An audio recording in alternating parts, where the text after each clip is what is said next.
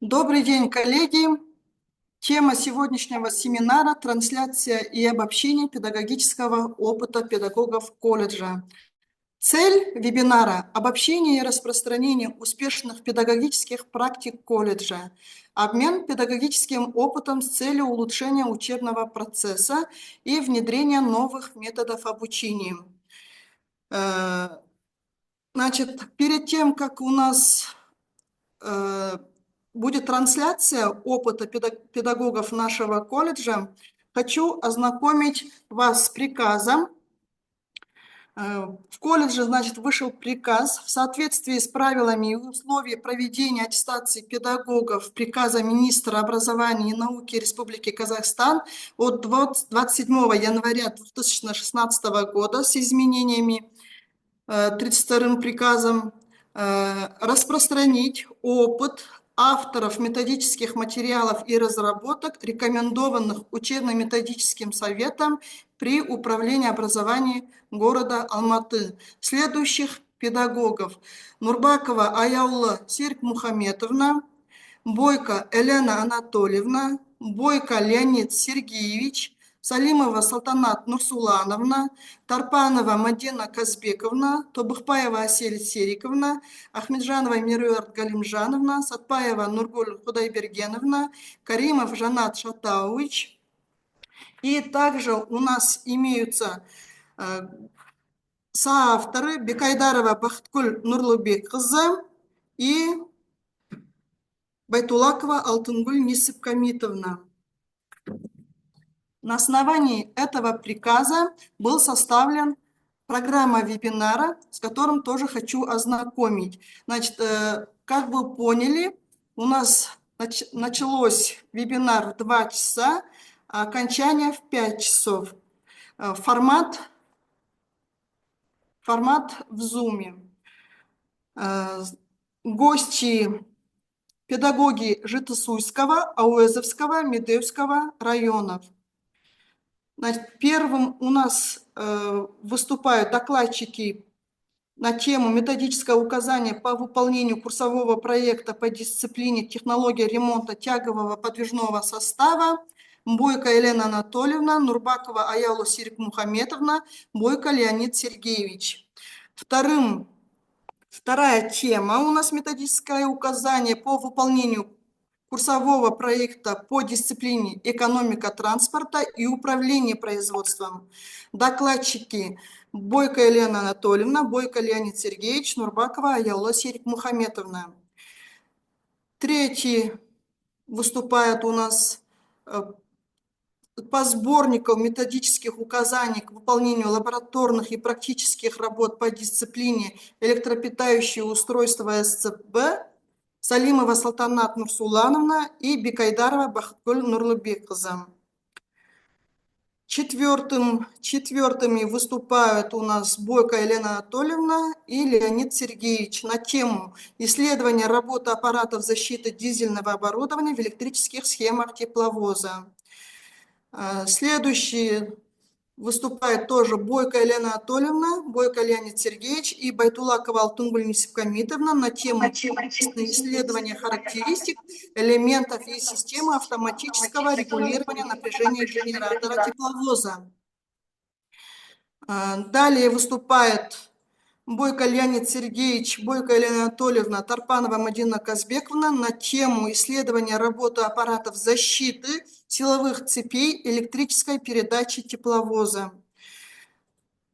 Далее выступает на тему методической разработки, значит, по тестовым заданиям по предмету электрические аппараты и цепи вагонов Тобухпаева Асель Сериковна и Ахмеджанова Мирюарт Галимжановна. Следующая у нас тема установка кондиционирования воздуха. Выступает Ахмеджанова Мирюарт Галимжановна, Тобухпаева Асель Сериковна. И в заключение у нас спикеры Сатпаева Нургуль Худайбергеновна, Каримов Жанат Шатауич на тему телімдік станция жұмысының технологиялық үрдісі. Далее у нас по программе, где-то у нас это завершается в 4:30, докладчики завершают. Далее 4:30 дается 20 минут на сессию вопросов и ответов. Здесь можете вы задавать вопросы. Будем обсуждать по решению и внедрению этих методических разработок. Далее потом заключение. С программой я вас ознакомила, коллеги. Теперь начнем, наверное, да? Все здесь, да, все в сборе. Все, тогда первым выступает у нас Бойко Елена Анатольевна, Нурбакова Аялу Серик Мухаметовна, Бойко Леонид Сергеевич по методическому указанию по выполнению курсового проекта. Елена Анатольевна, Аялу Серик Мухаметовна. Да. Первым выступаю я. Здравствуйте, уважаемые коллеги. Мы сегодня делаем трансляцию педагогического опыта по методическому указанию по выполнению курсового проекта «Технология ремонта тягового подвижного состава» по специальности эксплуатация, ремонт и техническое обслуживание тягового подвижного состава. У нас разработчики, три разработчика, я, Елена Анатольевна и Леонид Сергеевич. Сейчас второй слайд включу.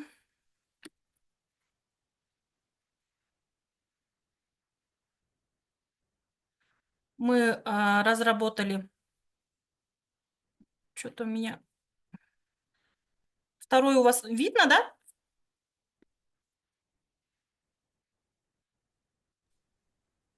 Нет, не видно. Не видно. Сейчас.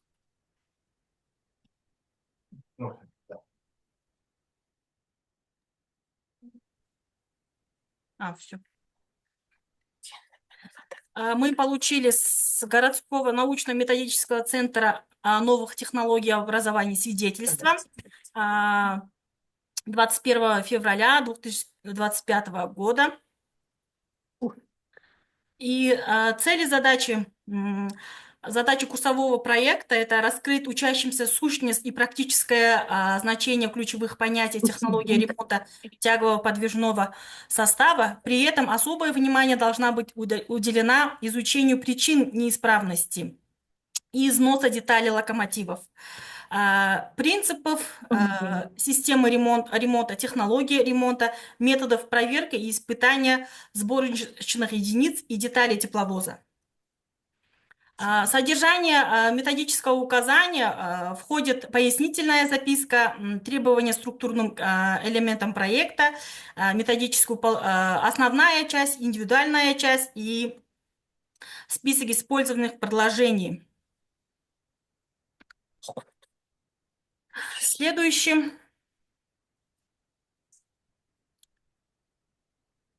Сейчас.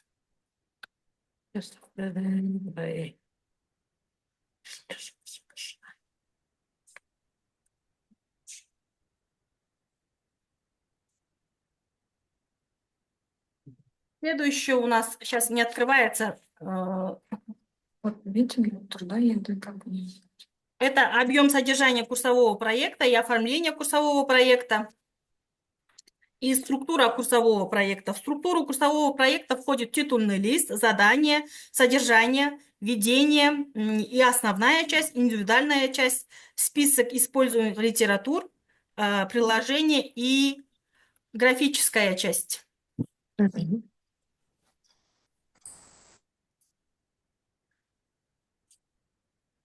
Следующее требование структурных элементов проекта – это титульный лист, утвержденный с организацией образования, и задание курсового проекта.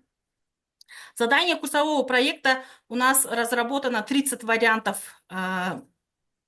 30 вариантов заданий дается индивидуально каждому студенту.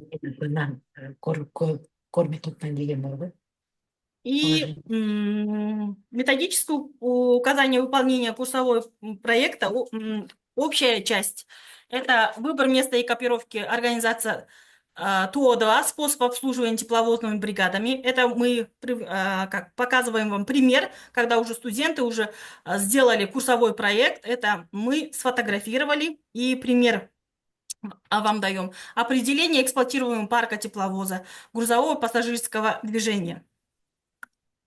И определение измерительных использования тепловозов. Здесь по формулам рассчитываются все задания. Как расчет делается, составление расписания движения поездов. И мы делаем графическую часть. Следующий. И вот у нас студенты, которые делают графическую часть. Следующее слово я даю Елене Анатольевне. Она должна продолжить индивидуальную часть дипломного проекта. Курсового проекта.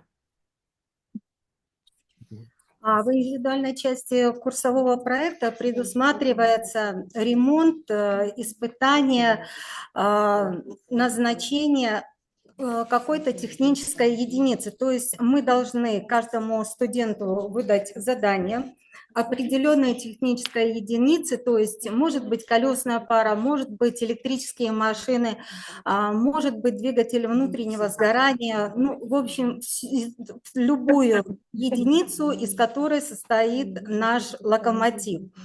В индивидуальной части, получив такое задание, наши студенты должны сначала описать эту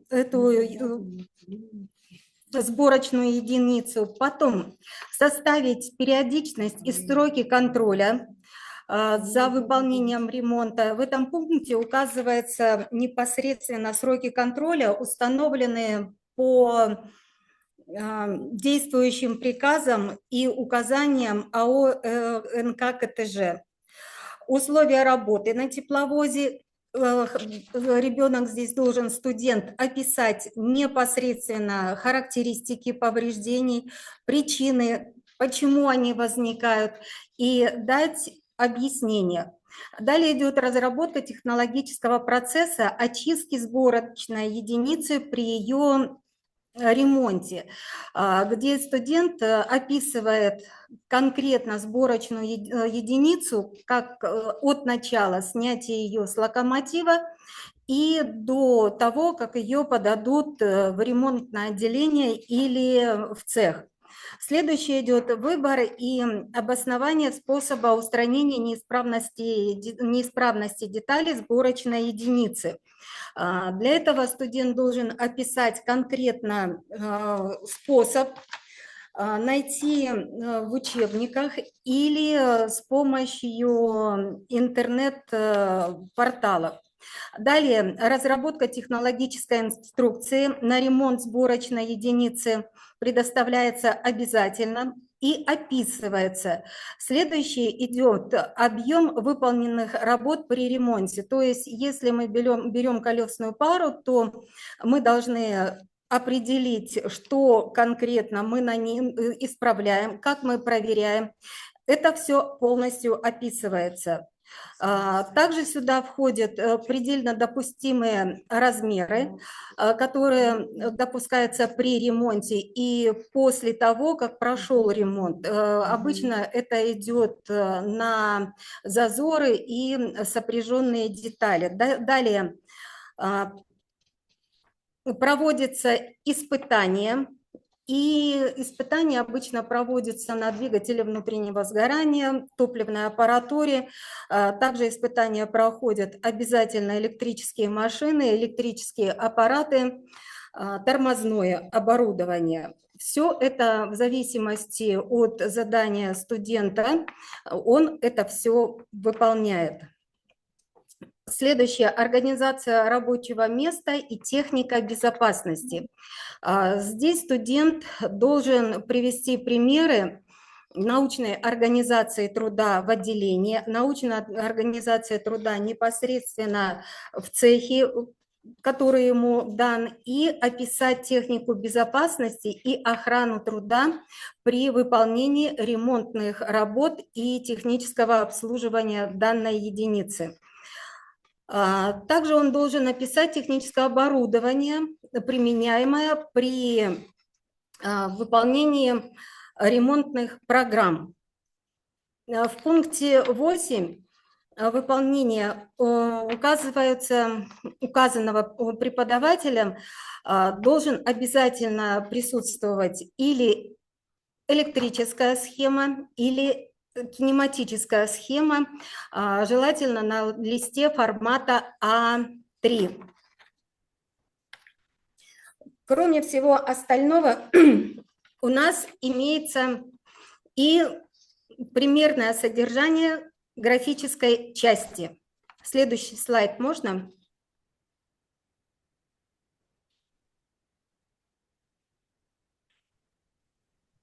Извините. Мгм. В технологической карте процесса ремонта в графической части номер 1 эскизы включают данные сборки единиц. Вот вы можете посмотреть. Ой, извините. Сборки единиц, позволяющие составить полное представление о конструкции каждого эскиза. Присваивается номер рисунка, на котором делится ссылка на соответствующие операции. Количество производимых эскизов ограничено. Во второй части графической производственного процесса в соответствии с технологически последовательным выполнением работы. В третьей карта технологического процесса ремонта записано содержание операции перехода. В четвертой оказываются технологические условия, указанные и нормы документов. В пятой записывается оборудование, наименование технологического производственного процесса. И в шестой указываются разряды работы и номер и время. В заключение, курсовой проект способен углубить знания о современных методах диагностики и технического обслуживания и ремонта тягового подвижного состава, также оформление у студентов инженерного мышления и уменьшенное теоретическое на практические занятия. Следующий. Все, спасибо. Все, да, коллеги? Да. Спасибо. Следующее у нас методическое указание по выполнению курсового проекта по дисциплине «Экономика транспорта и управление производством». Выступает Бойко Елена Анатольевна, Бойко Леонид Сергеевич, Нурбакова Аяула Серик Мухаметовна.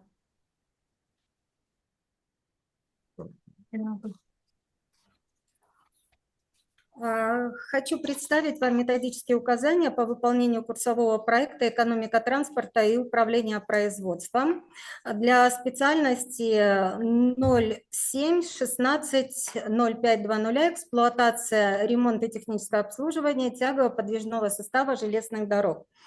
Эта методическая разработка прошла уже апробацию, и нами были получены сертификаты от Управления образования на то, что мы являемся авторами этой методической разработки.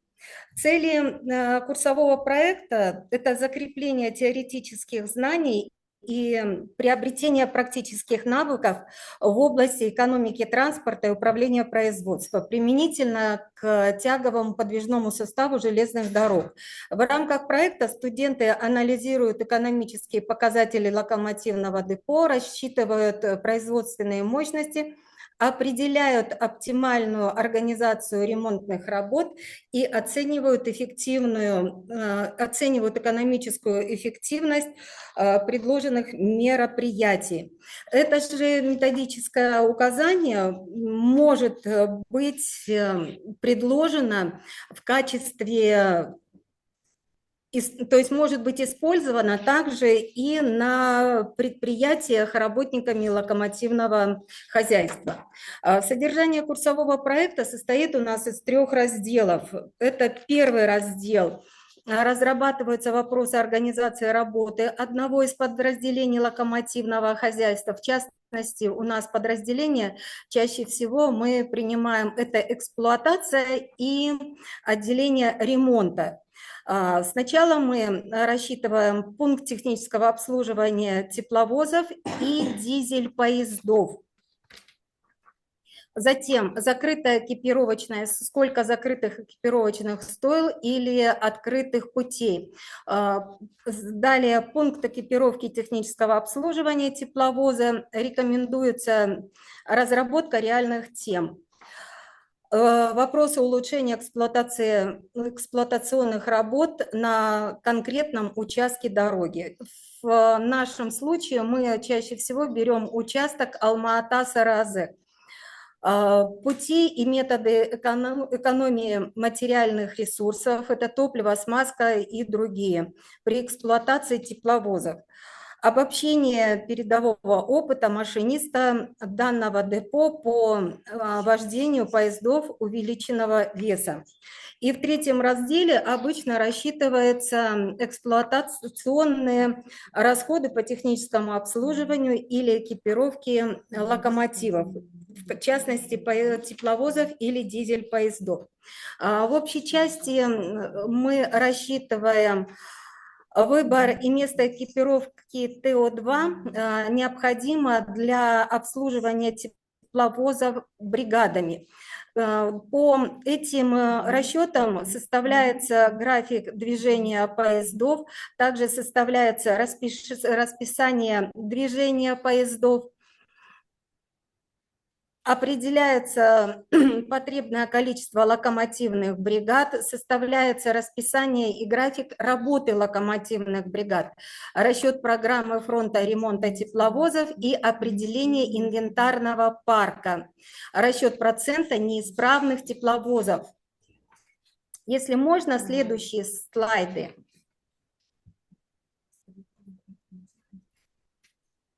Здесь вот конкретно идет теоретическое описание, которое предоставляется студентам для того, чтобы они могли понять, для чего, например, и что они должны показать в разделе и описать в разделе введения, конкретизируется. Потом в общей части они сначала... Вот выбор места экипировки, организация ТО-2, способ обслуживания локомотивов бригадами. Здесь конкретно приводятся примеры и инструкции по способу сменной езды, которая чаще всего применяется на дорогах Казахстана, а также для того, чтобы наши студенты могли проще к этому относиться, то есть они, прочитав предварительно теоретическую часть методического указания, могут далее применять ее в практической. Следующий слайд, если можно. Здесь точно так же описывается конкретно, что мы рассчитываем в каждом из пунктов. Определение эксплуатационного парка тепловоза идет описание, определение измерителей показаний тепловозов, составление расписания графика движения поездов. И далее мы приводим пример таблицы. То есть вот расписание движения поездов на участке обращения БАВ – это непосредственно таблица, расположенная, находящаяся в методическом указании для того, чтобы студент мог сориентироваться, как конкретно рассчитывается четное направление и нечетное по времени движения на определенном плече.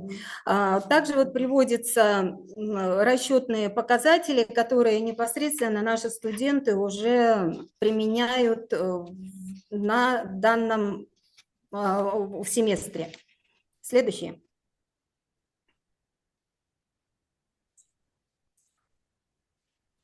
Следующий сайт – определение потребного количества локомотивных бригад, составление ведомостей оборота локомотивных бригад.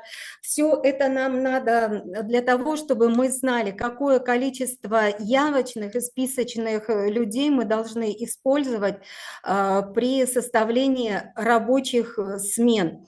Составление ведомости оборота локомотивных бригад мы здесь должны также учитывать, что локомотивная бригада едет на плече оборота с учетом прихода локомотивной бригады за 40 минут и провести приемку локомотива, затем локомотив подать под состав.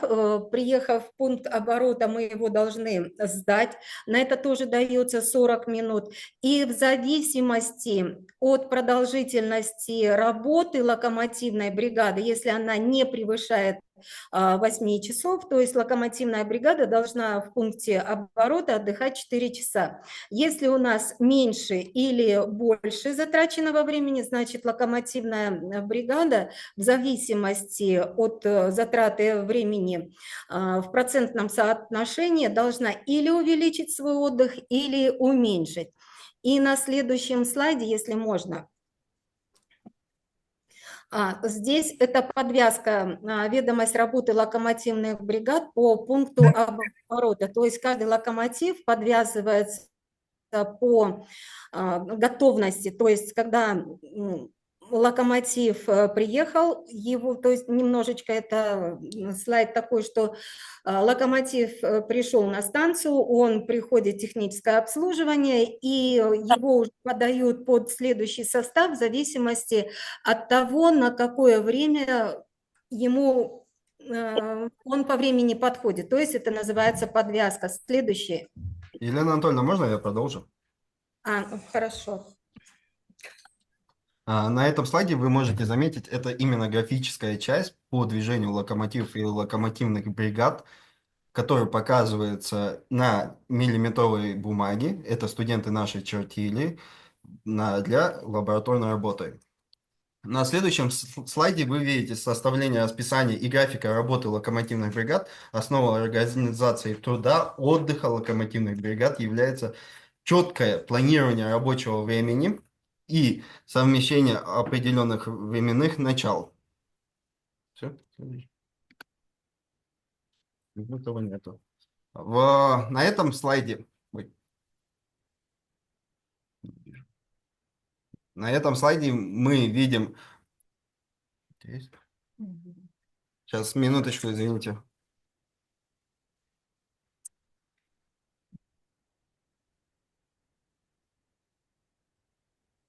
Расходы суточных расходов топлива, масла, песка, расчеты стоянки, технического обслуживания ТО-2, это приемка сдачи локомотива, расчеты складового топлива, масел, песка, оборудования, выбор оборудования, распечатка и материалы для пунктов обслуживания, составление штатного расписания пунктов технического обслуживания и экипировки, мероприятия по охране труда для пунктов экипировки и технического обслуживания. Экономическая часть, расчеты, эксплуатацию расходов для пунктов технического обслуживания или экипировки производства по номеру расходов. Ну, в заключение могу сказать, в ходе выполнения курсового проекта студенты получают практические навыки, оценки экономической эффективности локомотивного хозяйства, разработки стратегического оптимизма ресурсов и управления производственным процессом железных дорог. Разработка курсового проекта способствует формировать у студентов системного мышления, умение применять теоретические знания в практике, анализировать экономические показатели и разрабатывать обоснование управления решением. Ну, в заключение хочу сказать, вот данные курсовые проекты по технологии, по экономике процентов, это 50% выполнения дипломного проекта. И как бы выполняя это курсовые проекты, студенты готовы выполнить уже дипломный проект. И на этом наша как бы презентация заканчивается. Если вопросы, в конце можем обсудить и ответить на вопросы. Да, у нас по программе в 4:30, но по завершению докладчика хорошо будут вопросы. Пока пусть наши гости выписывают себе вопросы, потом будут задавать.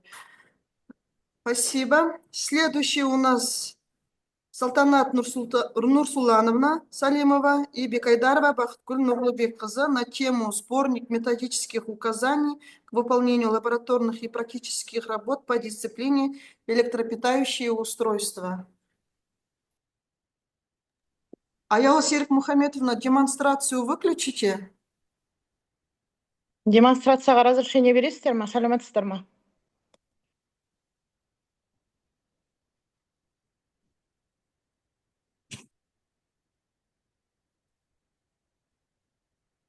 Аяулы Серик Мухаметовна, вы здесь? Демонстрацию. Ага. Демонстрацияға разрешение беріңізші.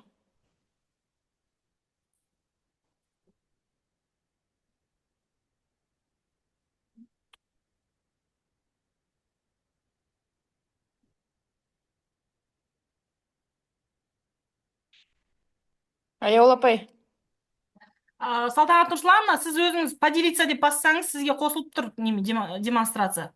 Ко всем участникам деп қосып қойғам. Общий доступ нету. Сейчас. Общий доступ не включен. Да. Сейчас дополнительный.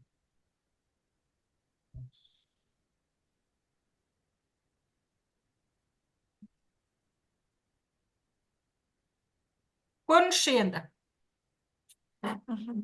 Все, рахмет.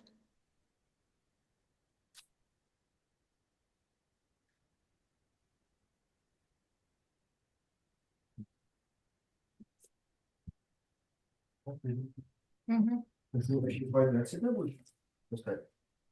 Ну, я это скачала, да? Барлықтарыңызға көрініп тұр ма? Демонстрация барлықтарымызға көрініп тұр ма? Көрініп тұр. Жақсы көрініп тұр. Жақсы, рахмет. Салтанат Нұрсұлтановна, ана, неңізді, видеоңызды қосып жіберсеңіз. Видеом қосылып тұр ғой. Жоқ, сіз екіншісінде көрсетіп тұр. Екі жақтан қосылып тұрмыз. Основнойдан видео қосылып тұрсыңшы. Основнойда қосылып тұр ғой, сборник деп шығып тұр ғой. Бастай беріңіз. Сәлеметсіздер ма, құрметті әріптестер? Мы с Управления образования города Алматы и городской научный центр, методический центр новых технологий в образовании получили авторское свидетельство по теме «Сборник методических указаний к выполнению лабораторных и практических работ по дисциплине электропитающих устройств СЦБ». Сборник методических указаний к выполнению лабораторных практических работ по специальности 07-14-07-00, по специальности автоматика, телемеханика и управление движением на железнодорожном транспорте для квалификации специалиста техника электромеханика. Авторами являются я, Салимова Салтанат Руслановна, преподаватель специальных дисциплин высшей категории, педагог-исследователь Алматинского колледжа транспорта и коммуникации, а также Бекайдарова Бахткуль Нурлбек-кызы, преподаватель специальных дисциплин, преподаватель высшей категории, магистр наук Алматинской логистики и транспортного колледжа. Прежде чем вот я недавно говорила, что мы получили городской научно-методический центр новых технологий, свидетельство о авторстве решением эксперта совета, получили под номером 045-044 сборник свидетельства. Прежде чем получить этот сборник, мы обходили высшее транспортно-гуманитарный университет для получения рецензии на методическую разработку к выполнению лабораторных практических работ. Рецензией автора была кандидат технических наук Международный транспорт гуманитарного университета.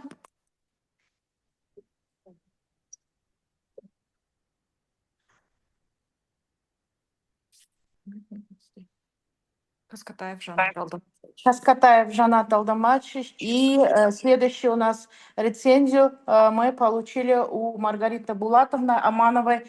Она доцент, кандидатом технических наук, Международный транспорт гуманитарного университета. Для чего используется методическое указание к выполнению лабораторных работ?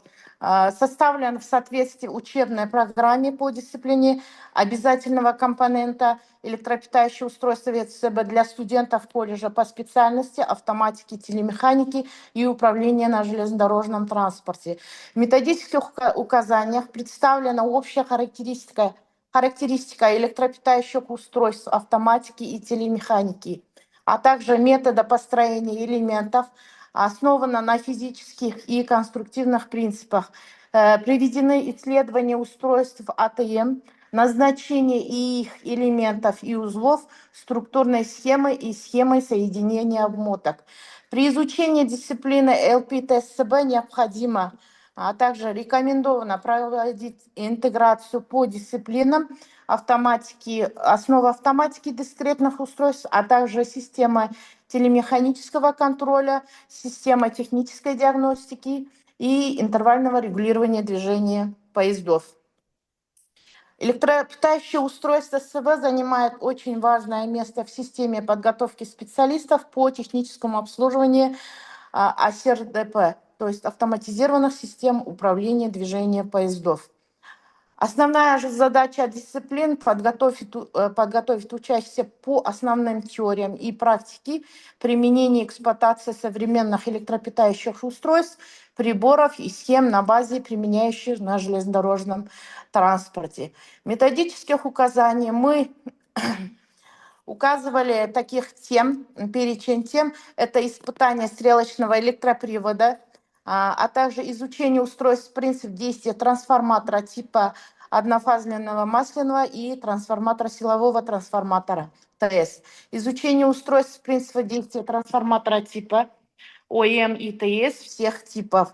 Изучение устройства снятия электрических параметров электропитания сигнальной точки при автоблокировке при системе питания переменного тока. Следующая тема была рассмотрена изучение устройств назначения и принцип действия дизель-генераторной установки типа ДГА.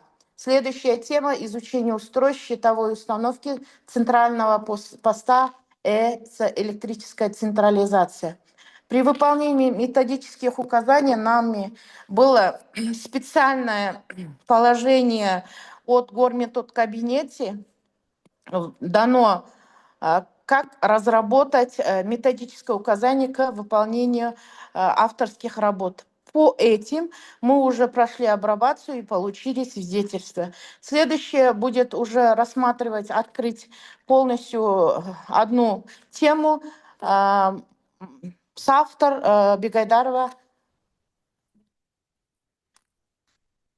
Бахткуль. Саламатсыздарма, здравствуйте всем. Бекайдарова Бахтина Нурбековна. Тема испытания стрелочного электродвигателя, испытания стрелочного электродвигателя. То есть сначала у нас будет обязательно цель работы, это изучать устройств, принцип работы и область применения стрелочных электродвигателей. Потом применяемое оборудование, какие мы будем использовать, какие оборудование. Это плакаты стрелочного электропривода, действующие макеты стрелочного электропривода SP3, SP6. И потом уже у нас будет порядок выполнения работы. То есть содержание отчета, теоретические сведения, контрольные вопросы, потом уже будет литература. Какие мы литературой пользовались. Содержание отчета каково будет, то есть студенты каковы отчеты нам будут сдавать. То есть назначение, название и цели работы сначала, потом уже схемы, кинематические схемы стрелочного электропривода типа SP3, SP6, назначение элементов и узлов электропривода, описать принципы работы стрелочного электропривода, эскиз внутреннего замыкателя стрелки по указанию преподавателя, то есть мы дадим им конкретные виды, типы стрелочных электроприводов. То есть это будет при плюсовом положении стрелка, это при минусовом положении, при среднем положении, то есть это положение рабочих режимов. Потом будут выводы по практической или лабораторной работе. Студенты что должны до этого знать и то есть уметь знать и что они изучают. Знать назначение основных элементов и принцип действия стрелочного электропривода и уметь практически выполнять работы стрелочного электропривода, уметь производить переключения и анализировать работу стрелочного привода.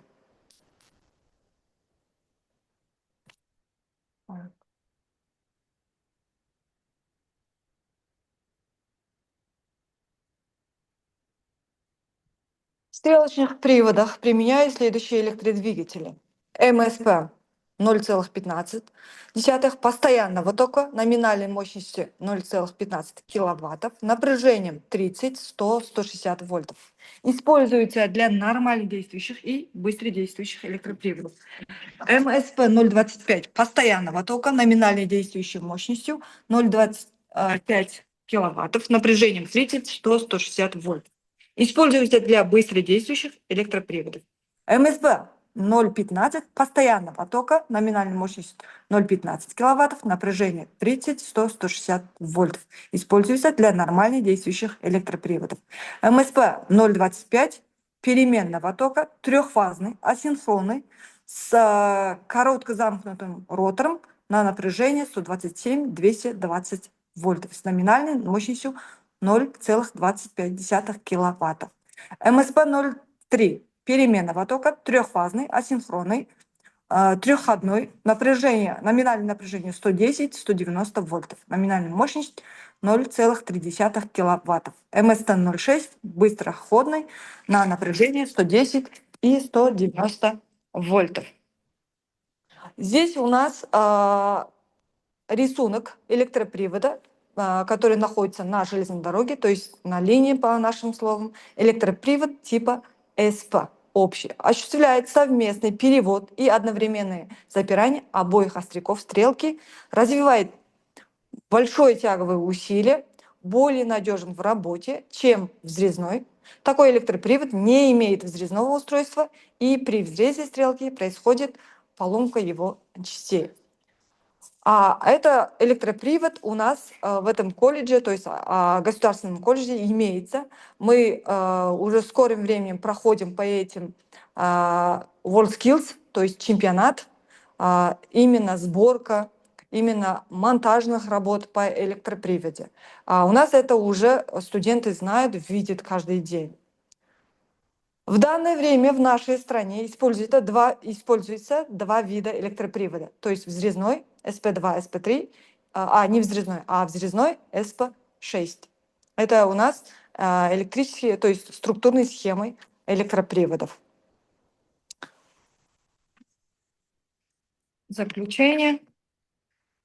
Что мы хотели в этом вам указать? Что методическое указание к выполнению лабораторных работ, недавно моя коллега рассказала, какие должны знать студенты. При этом, при выполнении методических указаний, именно если стрелочного электропривода, что должны после окончания лабораторных должны знать.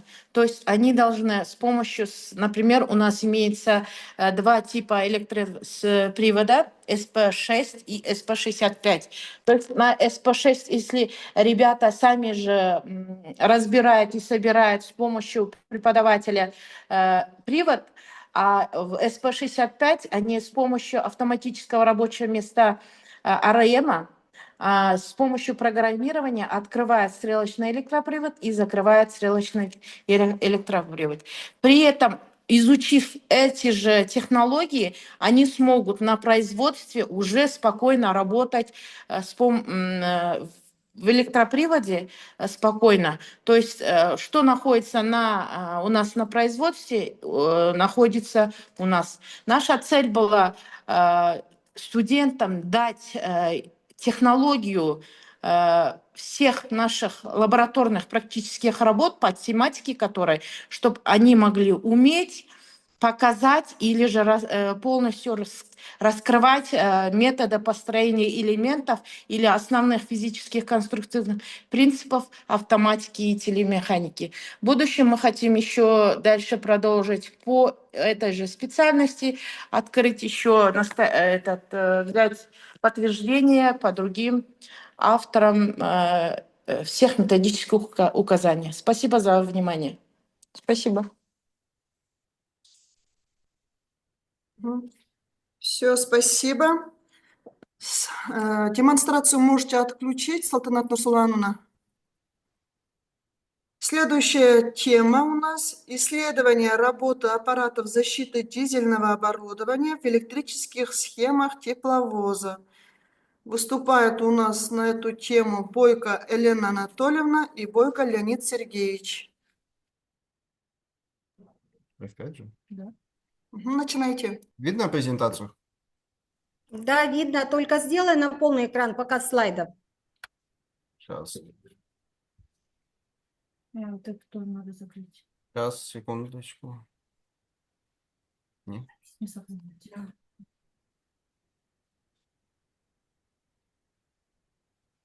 Видно? Исследование работы аппаратов защиты дизеля, оборудования в электрических схемах тепловоза 2Т10У, TE33A Evolution. Рецензию дал Солоненко, профессор, доктор технических наук университета АЛТ. В содержании мы вписываем в пояснительные записки лабораторную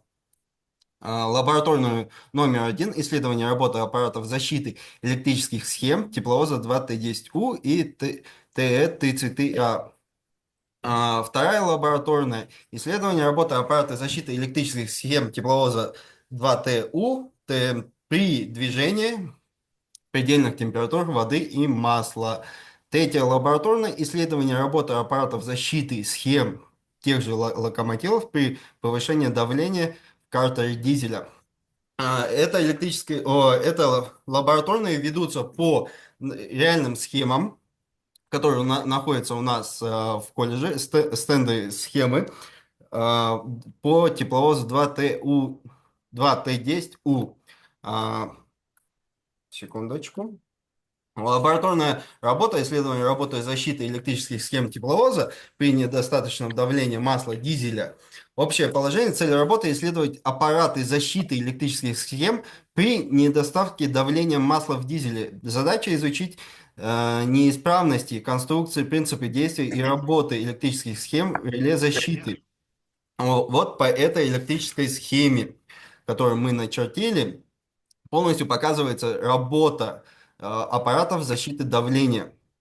Вторая по реле технические требования, реле давления масла. Показывается полностью конструктивная особенность реле давления масла в наших электрических схемах по габаритам и присвоению РДМ-1. Реле давления масла РДК-3. Принцип схемы стенда испытания защиты реле давления масла дизеля. Также показывается вот оно. Извините. Порядок выполнения работы. Изучить методы и указания назначения конструкции всех аппаратов РДМ-1, РДМ-2, РДМ-3. Также включить питание схем и включить саму электрическую схему по этим аппаратам. И выполнить самостоятельные, закончить работу по самостоятельным вопросам. Режим работы дизеля, конструктивные особенности, РДМ-1, РДМ-2. Все, следующее. Следующая лабораторная работа – исследование работы аппаратов защиты в электрической схеме тепловоза 2Т10У и Т33А при достижении предельных температур воды и масла. Здесь также идет первое – это общее положение, куда входит цель работы, задачи, приборное обеспечение. Затем у нас стоит разработка аппаратов защиты в электрической схеме тепловоза при достижении предельных температур воды и масла дизеля. Это чисто теоретическое описание для того, чтобы нашему студенту было легче выполнять эту лабораторную работу. Следующее идет конструкция работы, технические требования к реле. Сюда входит в этот пункт входит теоретическое описание работы. Основные положения по регулировке реле на стенде. У нас комбинированное реле температуры есть, перед этим был стенд, и непосредственно то, что сейчас рисунок 2, это принципиальная схема испытательного стенда температурных защитных реле, который у нас непосредственно находится в 106-й аудитории. И при выполнении лабораторной работы наши студенты работают на этом стенде. Далее идет порядок выполнения работы, где описывается непосредственно, что зачем должен делать студент, как включать и отключать температурное реле воды, температурное реле масла, затем что проводить с стендом термостата, ну и полностью описание до того, как он снимет все показания на этом стенде и должен занести их в таблицу. Далее идет содержание отчета, краткое, что должен описать и поставить, что должно быть в отчете у студента. Вопросы для самоподготовки. Вопросы для самоподготовки студенту необходимы для того, чтобы он мог конкретизировать свои ответы при выполнении лабораторной работы. Следующая лабораторная работа – исследование аппарата защиты в электрической схеме тепловоза при повышении давления в картере дизеля. Эта лабораторная работа, здесь то же самое, идет общее положение, цель, задача, приборное обеспечение, краткое описание работы защиты в электрических цепях тепловоза, дается электрическая схема питания. Следующий слайд. Дается электрическая схема включения элементов электроаппаратов и при защите дизеля. Следующая схема – это стенд. Принципиальная схема испытания стенда защиты дизеля при давлении в картере. Этот стенд у нас находится в 109-й аудитории, и при выполнении этой лабораторной работы непосредственно используется нашими студентами. Следующее. Общее положение по регулировке аппаратов защиты на стенде. Здесь описывается непосредственно работа самого стенда. Порядок выполнения работы. Это, как я уже говорила, студенты должны знать, что, зачем они выполняют. И далее содержание отчета, что должно быть в отчете, и вопросы для самоконтроля, то есть при выполнении лабораторной работы и оформления отчета. Эти вопросы нужны для четкой формулировки ответов. И в заключение к этой лабораторной работе я хочу сказать, что рассмотренные защитные устройства играют ключевую роль в обеспечении надежности и безопасности работы тепловозов, предотвращая аварийные ситуации, связанные с перегрузками,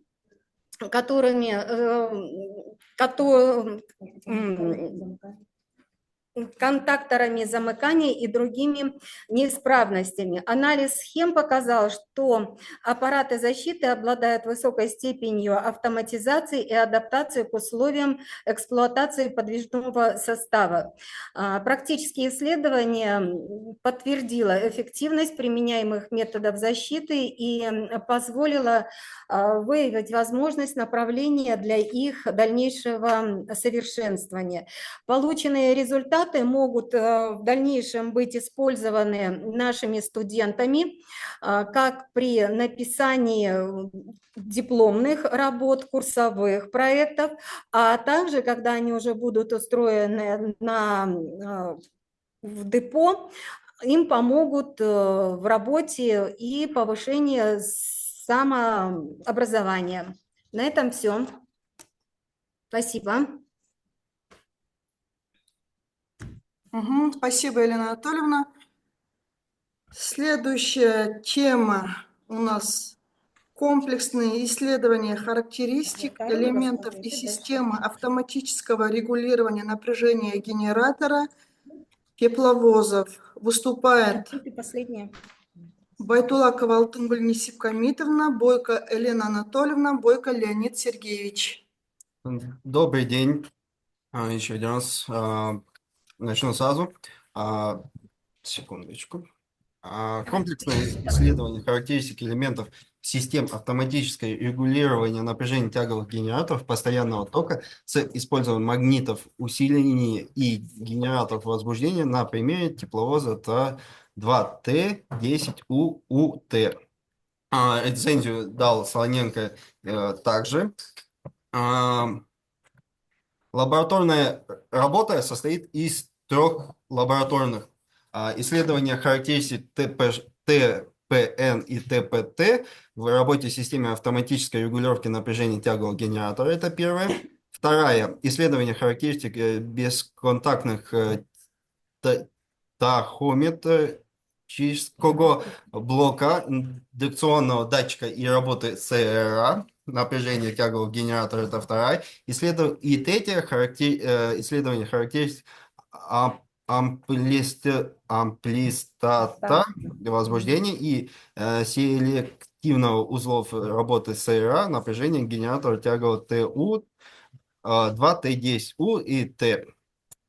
Стенды, которые у нас находятся в колледже в 103-м лаборатории, стенд по всем этим 3 лабораторным, вот показан на примере полностью. Студенты могут производить исследования и данные. Лабораторный номер 1,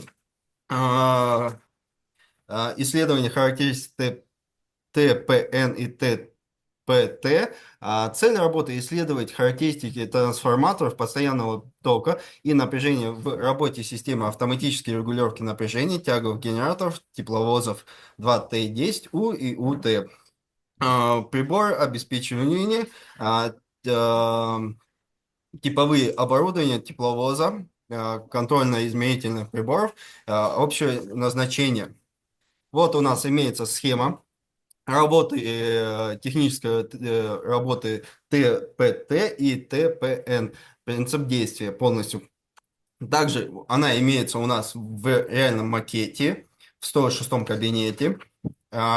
Также имеется схема постоянного магнитного усиления, характеристики магнитного усиления и упрощенная схема включения контроллера измерительных приборов для исключения характеристик ТПН и снаряжения на тепловозе 2Т10У и УТ.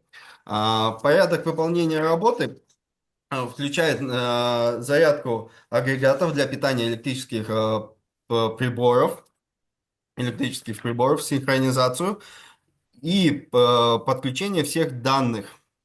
Включает в нее необходимые аппараты управления машинами и вспомогательных камер для тяговых режимов. И вопросы для самопроверки. Эти вопросы даются студентам для проведения всех лабораторных работ и изучения их на исправность. Дальше. Лабораторная работа исследования характеристик бесконтактного тахометрического блока и индуктивного датчика в работе САР напряжения тягового генератора.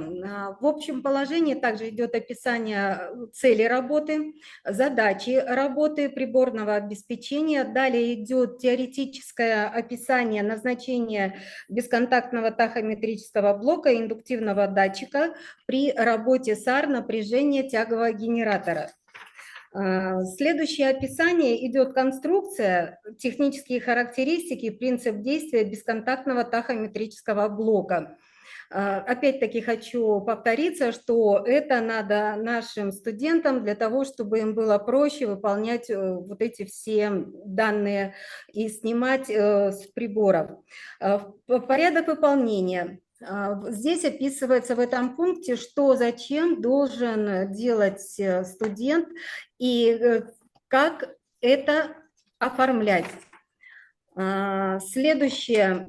Вопросы для самоподготовки также даны для того, чтобы студент мог правильно составить отчет по данной лабораторной работе. Следующее. Алтын Гульниса Камитовна. Здравствуйте, уважаемые коллеги. Лабораторная работа номер 3. Исследование характеристик амплистата возбуждения и селективного узла в работе САР напряжения тягового генератора тепловоза 2.10У и 2.10УТ. В общих положениях также студент описывает цель работы, задачи, приведено приборное обеспечение. Далее они описывают, согласно схемы, работу апплисата возбуждения селективного узла, САР напряжения тягового генератора. Следующий слайд. Согласно данной схемы, они описывают назначение, описывают всю работу, лабораторную работу. Далее они описывают конструкцию, техническую характеристику амплистата, селективного узла, и идет порядок выполнения работы. Здесь они, как выполняли лабораторную работу, описывают полностью исследование характеристик амплистата.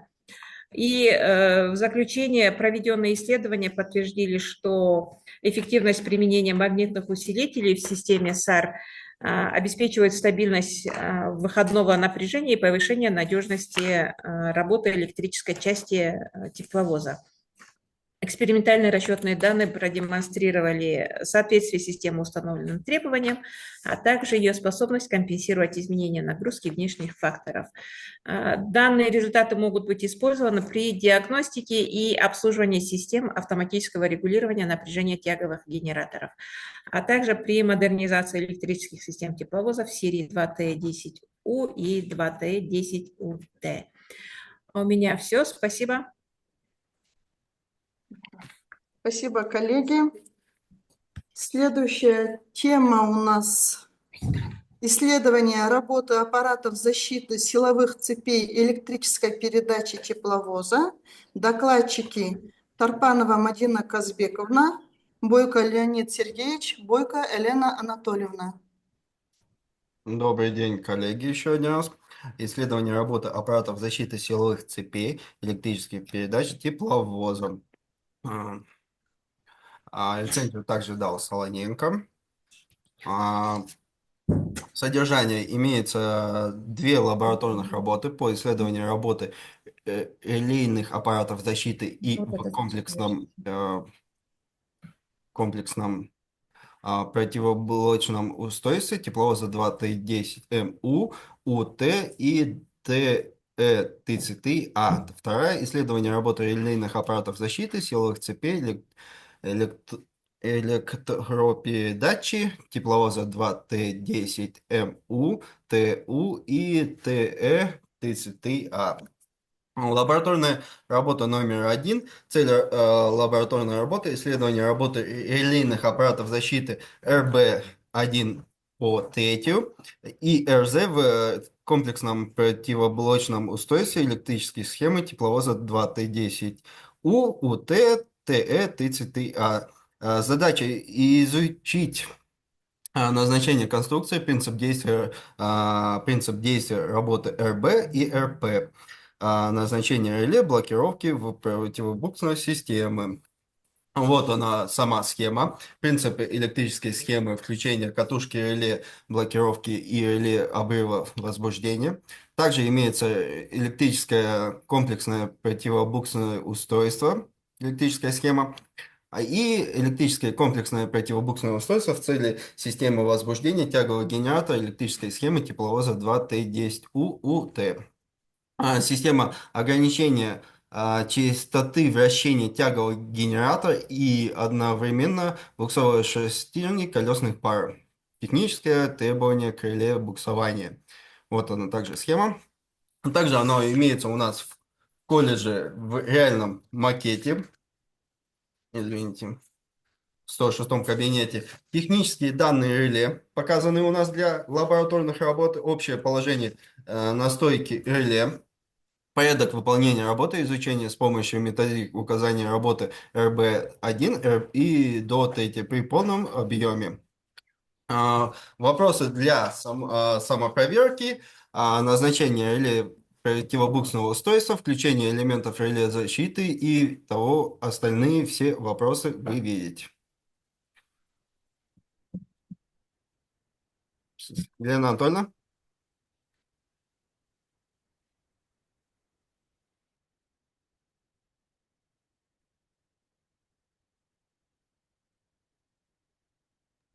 Елена Анатольевна, включите звук. Слышно нормально? Да, теперь слышно. Исследование работы релейных аппаратов защиты в силовых цепях электропередач тепловоза при аварийных режимах. Также идет общее положение. Это цель, задачи и приборное обеспечение. Второе – это теоретическая часть назначения работы реле «Земля» в электрической схеме тепловоза.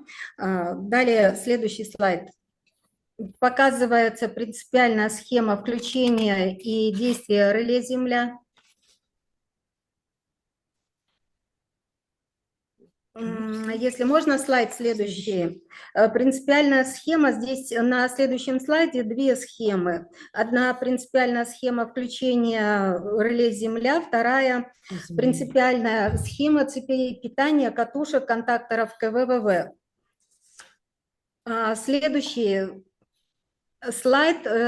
Показываются реальные аппараты, применяемые при выполнении лабораторной работы в 106-й аудитории. Следующее – защита тягового оборудования при обрыве цепи возбуждения тяговых двигателей, защита от обратных токов в системе генератор-двигатель и от прогревания контакторов ослабления возбуждения ВШ1, ВШ2, описание конструкции технического требования к реле «Земля», оно тоже приведено здесь. Следующее – общее положение по настройке реле «Земля» и реле обрыва полюсов. Предлагается студентам порядок выполнения работы и вопросы для самоподготовки для описания отчета. Следующее. Здравствуйте, уважаемые коллеги. Ну, в ходе проведения данной лабораторной работы были изучены конструктивные особенности, принципы работы и методы диагностики защиты силовых цепей электрической передачи тепловоза. И эти данные нам показали, что они обеспечивают надежную защиту электрической передачи от перегрузок, коротких замыканий, ну и других аварийных моментов, режимов, и тем самым повышают безопасность и эксплуатационную эффективность тепловоза. Данные же исследования, лабораторные работы наши подтверждают важность правильного выбора и настройки аппаратов защиты для обеспечения бесперебойной работы силовых цепей. И эти методики позволяют не только диагностировать возможные неисправности, но также и оптимизировать работу защитных устройств, продлевая их срок службы. Эти результаты, полученные нами результаты, они могут быть использованы при подготовке специалистов, занимающихся эксплуатацией и обслуживанием тепловозов, а также при модернизации системы защиты силовых цепей. Ну, в нашем случае это если говорить, это квалификация помощников машиниста, но более содержательно, более глубоко их знают, конечно, техники электромеханики именно по тепловозному, по тяговому подвижному составу.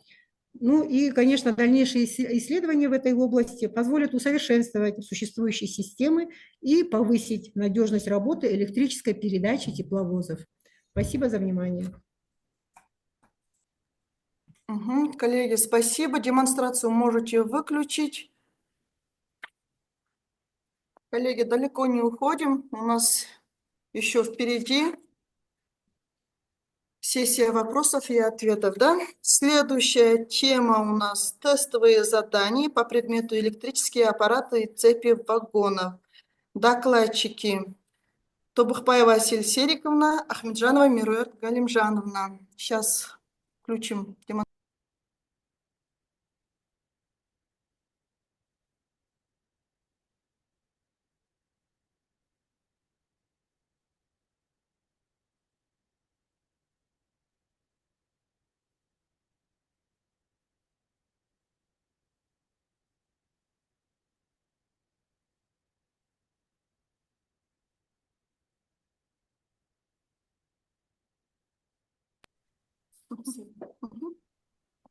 Коллеги, демонстрация видно, да? Да, все хорошо видно. Методическая разработка тестовых заданий по предмету электрического аппарата и цепи вагонов. по специальности эксплуатация, ремонт, техническое обслуживание вагонов и рефрижераторного подвижного состава железных дорог. Разработали, подготовили преподаватели специальных дисциплин Ахмеджанова Мирвет Галмжанна, Тобакбаева Асель Сериковна. Цели и задачи разработки тестовых заданий – это проверка знаний студента по предмету электрические аппараты, цепи, вагонов, оценка усвоения теоретического материала, практических навыков, выявление пробелов знаний студентов для корректировки учебного процесса. Задачи тестирования, определение уровня подготовки студентов, развитие навыков применения теоретических знаний на практике, формирование критического мышления. Основная цель тестирования – это комплексная оценка знаний студентов, а также выявление проблемных зон и улучшение качества обучения. Задачи тестирования направлены на развитие у студентов необходимыми компетенциями успешной работы в области эксплуатации и ремонта технического обслуживания вагонов. Рецензия на методическую разработку выполнена преподавателями Алматинского колледжа транспорта и коммуникаций Ахмеджановой Мирвет Галмжановой и Тобакбаевой Асель Сериковной было подготовлено в рамках экспертной оценки, проведенной доктором технических наук, доцентом кафедры подвижного состава Мусаевым Жанатом Султанбековичем. В процессе рецензирования была проведена тщательная проверка соответствия разработок тестовых заданий образовательным стандартам. Особое внимание было уделено к тому, насколько эффективный материал помогает проверке теоретических знаний и практических навыков студентов по дисциплине электрического аппарата и цепи вагонов. Также подготовки к реальным задачам, связанным с эксплуатацией и обслуживанием подвижного состава. Рецензент подтвердил, что методическая разработка соответствует всем необходимым требованиям, включая образовательные стандарты, является полезным инструментом для учебного процесса. Он отметил грамотно составленные вопросы, разнообразие тем и соответствие задач учебной программе. Отметил важность материалов для формирования у студентов критического мышления и самостоятельности в обучении. Кроме того, были предложены рекомендации по улучшению практически значимости тестов, а также добавлению пояснительных комментариев для удобства восприятия материала студентами. В итоге рецензия подтвердила высокое качество работы и в соответствии с требованием, сделав заключение возможности использования разработки в образовательном процессе. Методическая рекомендация для преподавателей. Методическая рекомендация направлены на повышение эффективности использования тестовых заданий в учебном процессе. Преподавателям рекомендуется использовать тесты как инструмент для улучшения качества обучения и повышения успеваемости студентов.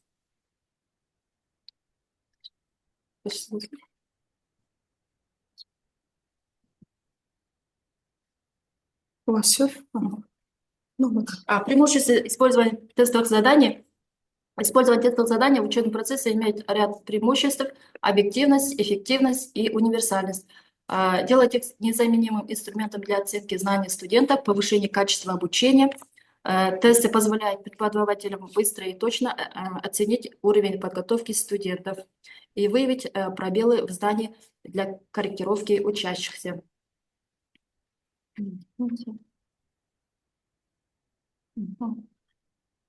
Коллеги, значит, соавтор у меня озвучила, какие документы мы сдавали для экспертного совета по методической разработке тестовых вопросов по дисциплине электрические аппараты и цепи вагонов. Теперь хочу ознакомить со структурой методической разработки. Значит, что содержится здесь? Первое у нас, значит, входит спецификация теста по дисциплине электрические аппараты и цепи вагонов. Цель проведения квалификационного тестирования входит текущей и промежуточной аттестации обучающихся технического и профессионального образования. Задача заключается в определении соответствия уровня квалификации обучающихся квалификационным требованиям. Значит, здесь содержит у нас тесты по теме общие сведения про электрооборудование, электрические цепи и аппараты. И третье у нас система электроснабжения. Здесь также расписано по каждой теме, по тему. То то есть назначение, классификация электрооборудования, условия работы электрооборудования и требования к ним по первой теме. По второй теме, которую озвучила здесь, подтемы назначение, классификация электрических аппаратов, элементы конструкции аппаратов силовых электрических цепей, систем защиты, сигнализации и регулирующей аппаратуры. По третьей теме системы электроснабжения у нас подтему назначение, классификация системы электроснабжения вагонов. Значит, по каждой этой теме у нас разработаны тестовые вопросы. Далее, получается, у нас имеется ключ. В данной разработке мы разработали 80 тестовых вопросов. И каждому имеется здесь ключ. Также в конце написали заключение. Хочу озвучить заключение в конце. И какими литературами здесь мы пользовались. Значит, заключение заключается в том, что разработка тестовых вопросов соответствует поставленным целям, обеспечивают объективную оценку знаний, помогают выявить сильные и слабые стороны студентов. И тестовые вопросы предназначены для проверки усвоения теоретического материала и практических навыков студентов, связанных с устройством и принципами работы электрических аппаратов и цепей вагонов по специальности эксплуатация и ремонт, техническое обслуживание вагонов и рефрижераторного подвижного состава. В следующем слайде у нас про содержание тестов. Значит, в тестах используются у нас различные типы заданий, выбор правильного ответа, задания с несколькими вариантами ответов и задачи с кратким ответом. Каждый тип задания направлен на проверку конкретных знаний и навыков. Дальше. Структура и содержание тестов разработаны таким образом, чтобы обеспечить всестороннюю проверку знаний студентов и оценить их готовность к практической деятельности. Разнообразие типов заданий позволяет учитывать индивидуальные особенности усвоения материала. То есть не только могут студенты нашего колледжа использовать данные тестовые вопросы, могут использовать все учреждения по железнодорожному профилю именно по специальности вагонников. Да?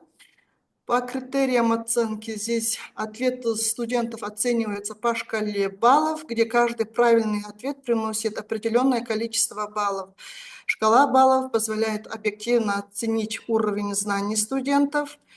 Минимальные требования для успешной сдачи теста: студенты должны набрать минимальное количество баллов, установленные в соответствии с требованиями учебной программы. Минимальные требования обеспечивают соответствие знаний студентов установленным стандартам.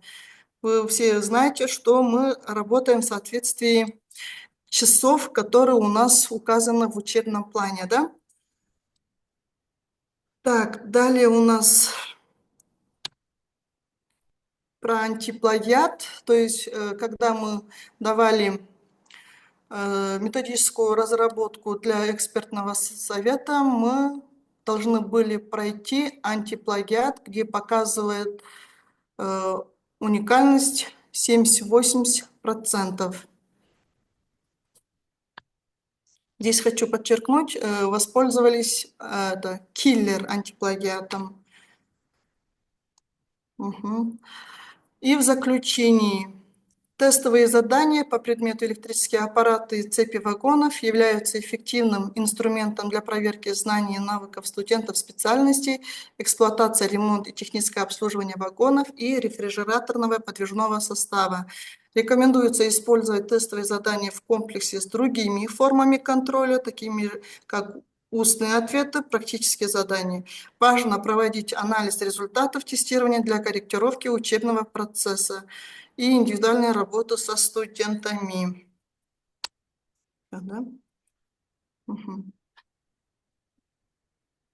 Так, по методической разработке электрические аппараты и цепи вагонов. У нас все.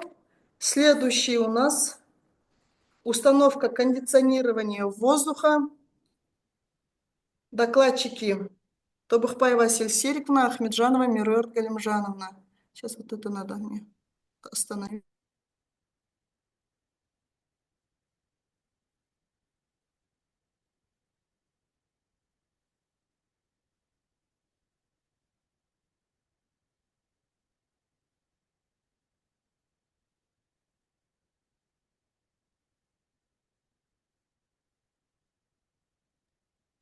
Коллеги, демонстрация следующей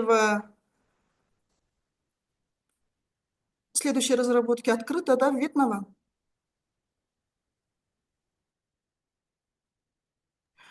Коллеги, демонстрация включена? Очень хорошо видно. Ага.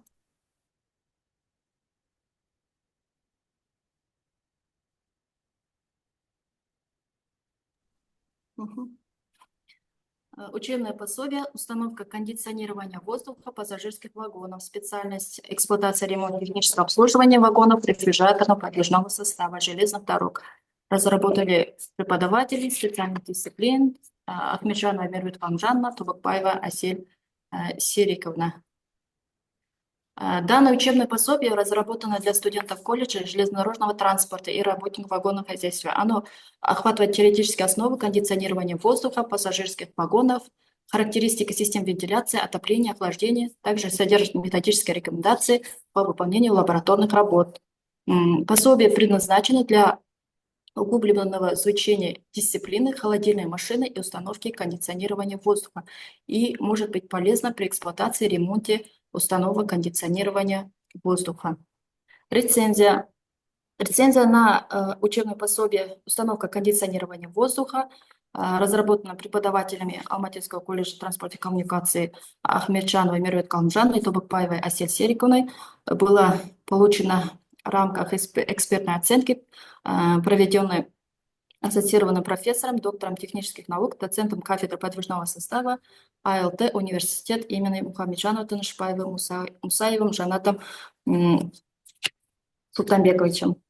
Рецензент подтвердил, что учебное пособие «Установка кондиционирования воздуха» полностью соответствует требованиям государственного образовательного стандарта и образовательной программы по специальности эксплуатация, ремонт, техническое обслуживание подвижного состава. Он отметил, что пособие охватывает все необходимые теоретические и практические аспекты, связанные с кондиционированием воздуха подвижного состава, и поможет студентам развивать так общие, так и профессиональные компетенции, которые необходимы для успешной профессиональной деятельности в области эксплуатации и ремонта вагонов. Кроме того, рецензент подтвердил, что пособие соответствует современным требованиям, типовым учебным планам, что делает его важным и полезным ресурсом для студентов и преподавателей. Также учебное пособие прошло проверку на антиплагиат, и результаты показали, его уникальность составляет 80%. Это означает, что 80% текста является оригинальным, и оставшиеся 20% могут быть связаны с общим фразами. Содержание. Все, да? Я получаю. Так, далее продолжаю я, Ахмеджанова Мируат Калимжановна, которая собирается подтвердить категорию исследователя. Значит, методическое указание установка кондиционирования воздуха. Что содержит? Содержит у нас введение, состоит из 5 глав. Первая глава, значит, называется у нас «Термодинамические основы работы холодильных машин». Вторая глава про конструкцию холодильных машин. Третья глава «Автоматизация работы холодильных установок». Четвертая глава «Холодильные установки рефрижераторного подвижного состава пассажирских вагонов и вагонов ресторанов». Пятая глава у нас про общие сведения о кондиционировании воздуха. Также вы здесь можете ознакомиться с темами, которые здесь у нас содержатся. Кроме из 5 глав, у нас методическое указание имеет методические указания по выполнению лабораторных работ в количестве 6 лабораторных здесь у нас включено. Также имеется глоссарий. Также для самопроверки знаний студентов имеется у нас тестовые вопросы и плюс указывается список рекомендуемой литературы. Что у нас не нажимается эта кнопка? Сейчас.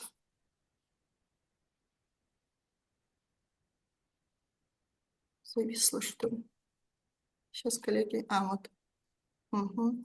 Ну, вкратце, вот я вам рассказывала, что у нас имеется введение.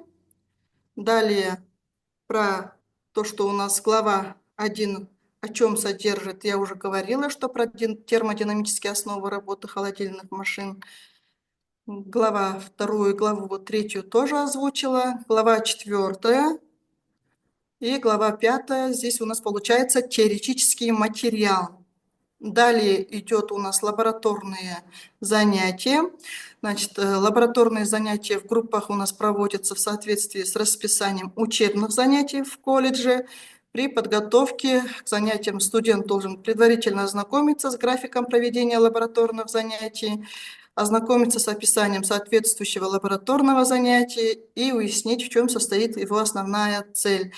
Значит, первая лабораторная работа у нас называется «Исследование конструкции компрессора холодильной машины». Вторая лабораторная называется у нас «Исследование работы и регулировка терморегулирующего вентиля автоматического дросселя».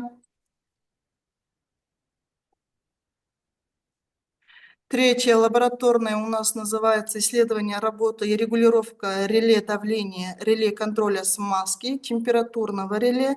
Четвертая лабораторная у нас называется «Пуск холодильной машины, исследование режима ее работы и остановки». Пятая лабораторная у нас называется «Определение утечек хладагента и их устранение, заправка холодильной машины хладагентом и маслом».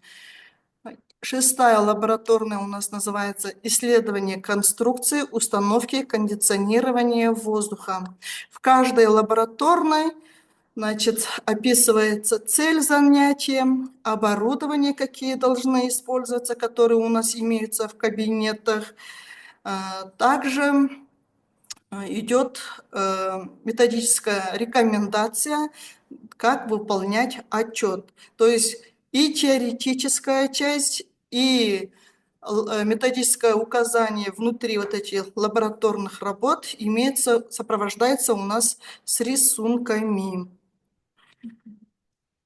Также имеются контрольные вопросы по каждой лабораторной работе. Дальше. Сейчас, коллеги, здесь. Ой. Угу. Далее идет у нас глоссарий. Это облегчает запоминание студентам сложных терминов.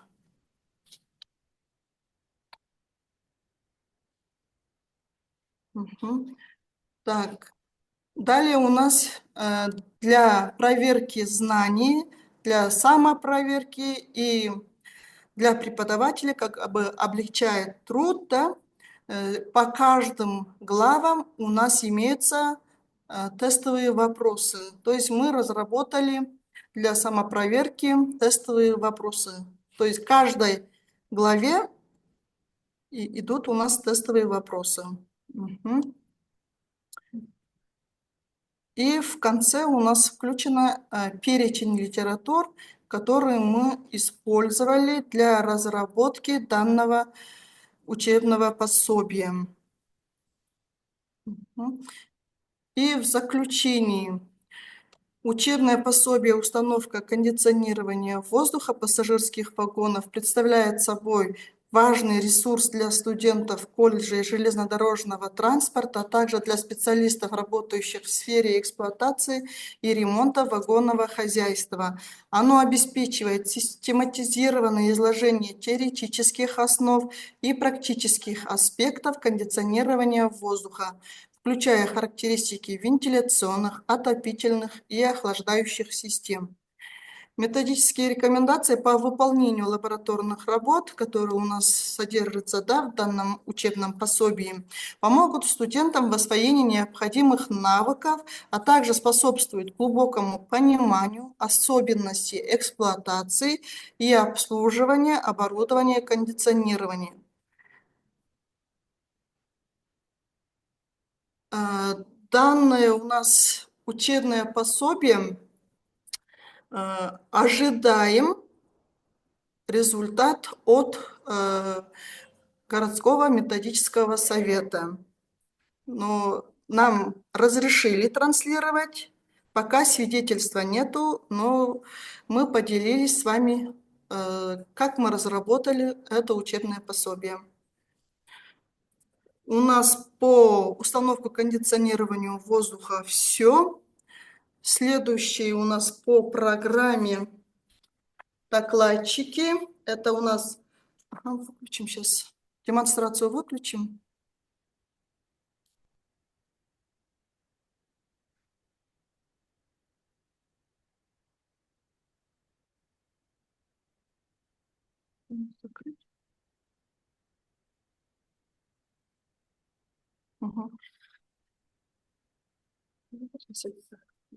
Следующая тема – телемдік станция жұмысының технологиялық үрдісі.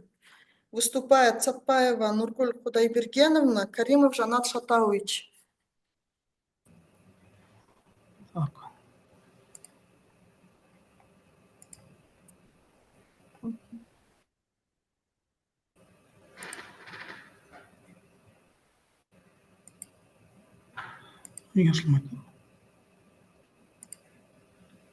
Поделиться.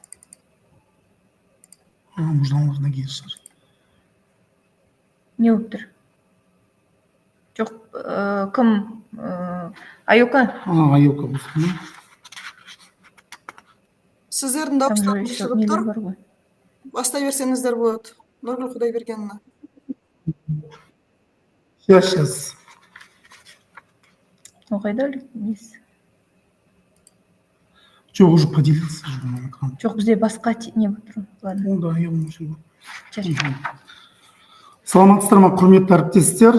Сіздерге курстық жобаны орындауға арналған әдістемелік нұсқаулықты ұсынып отырмыз. Теміржол станциясының жұмысын ұйымдастыру пәні бойынша тақырыбымыз телімдік станция жұмысының технологиялық үрдісі.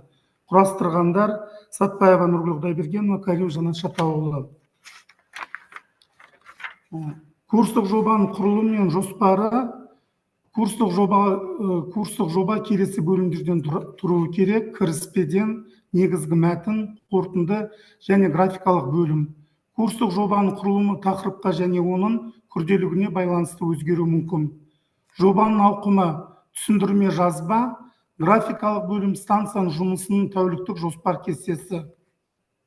Түсіндірме жасау мазмұны кіріспеден тұрады. Станция жұмысы туралы жалпы ақпарат, техникалық кеңесінің жұмысын ұйымдастыру, станцияда маневрлік жұмыстарды ұйымдастыру, пойыздар мен вагондарды өңдеу технологиясы, станцияның жұмысының тәуліктік жоспар кестесін құру, станция жұмысының көрсеткіштерін есептеу, қозғалыс қауіпсіздігін қамтамасыз ету және станцияның жұмысшыларының еңбегін қорғау шаралары, қорытынды және қолданылған әдебиеттер тізімі. Келесі бізде сабақта қолданылатын күнтізбелік тақырыптың жоспар кестесі. Бұнда бізде бөлім тақырыптардан тұрады, оқу мақсаты және берілген сағаттар саны, келесі нәтиже білім өнімі.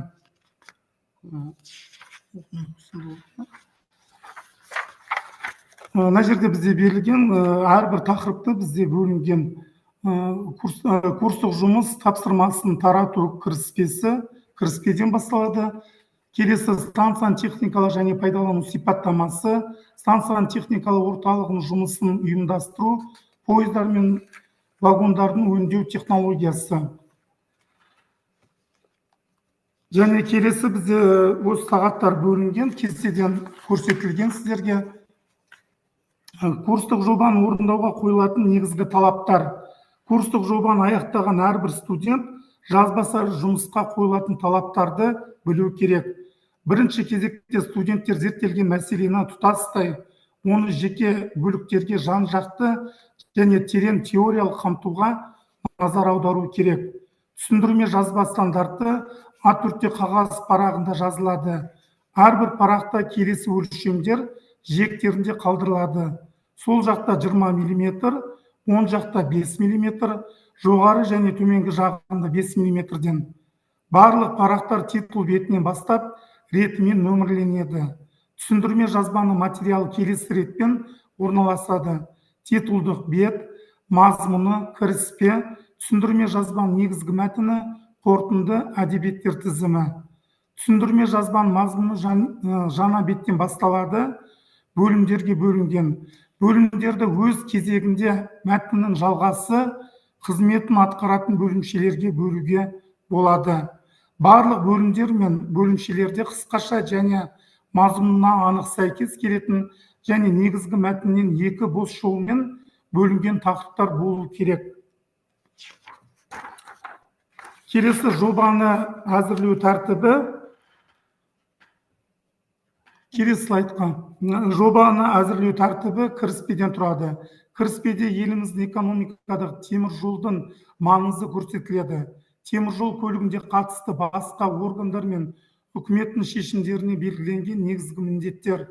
Осы міндеттерді жүзеге асырудағы учаскелік станциялардың маңызы және жалпы темір жол көлігінің жедел жұмысын көрсетіледі. Станцияны пайдаланудың жалпы мәселелері. Станцияның техникалық және пайдалану сипаттамасы.